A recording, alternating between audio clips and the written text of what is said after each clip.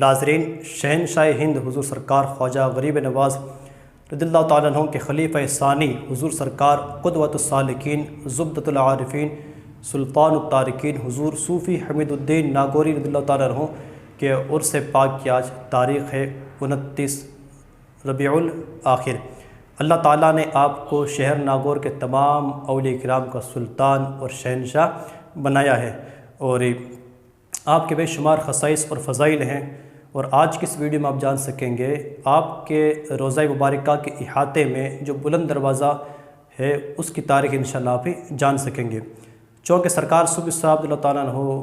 اس وقت بہت مشہور تھے، اور وقت کے بڑے بڑے بادشاہ دہلی سے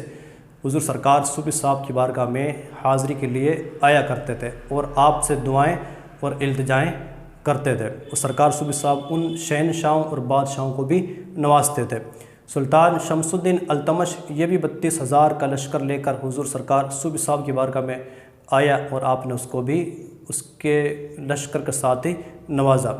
ساتھ ہی سلطان غیاث الدین تغلق یہ بھی سرکار صوفی صاحب کا بڑا عاشق تھا۔ اس نے یہ تمنا کی تھی کہ سرکار صوفی صاحب کے مزار پر میں عالی شان گنبدی تعمیر کروں گا، مگر سرکار صوفی صاحب کو یہ پسند نہیں تھا، چونکہ آپ پوری زندگی سادہ آپ رہے اور یہ چاہتے تھے کہ میری قبر بھی عام قبروں کی طرح رہے، اس پر گنبدی اور شامیانہ نہ رہے۔ تو بہرحال جب سلطان غیاث الدین تغلق جب رات کو سویا، تو جب وہ صبح بیدار ہوا تو اس کے سینے پر ایک رقعہ ملا، ایک پرچی ملی، اس پر لکھا تھا کہ قبائے من آسمان است و فرشم زمین روضہ صوفی ہمیدالدین، یعنی میرا فرش زمین ہے اور میرا گنبدی آسمان ہے، یہی میرا روضہ ہے۔ اب سلطان سمجھ گئے کہ سرکار صوفی صاحب گنبد بنانے سے راضی نہیں ہیں، تو اس نے سرکار صوفی صاحب اللہ تعالیٰ عنہ کے روضہ مبارکہ کے احاطے میں ایک عظیم الشان بلند دروازہ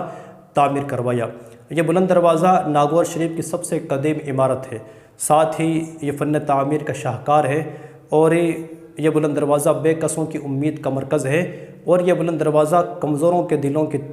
توانائی ہے، ساتھ ہی یہ آپ کی عظیم المرتبت ہستی اور آپ کی ولایت کا ترجمان ہے۔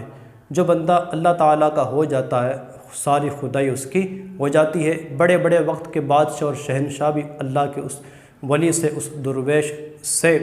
جو ہے اپنی تمنا اور اپنے خیالات کا اظہار کرتے ہیں، اور ان کی مبارک ہستی سے اپنے دامن مراد کو پر کرتے ہیں۔ اللہ تعالیٰ ہمیں سرکار صوفی صاحب کا خاص فیض عطا فرمائے۔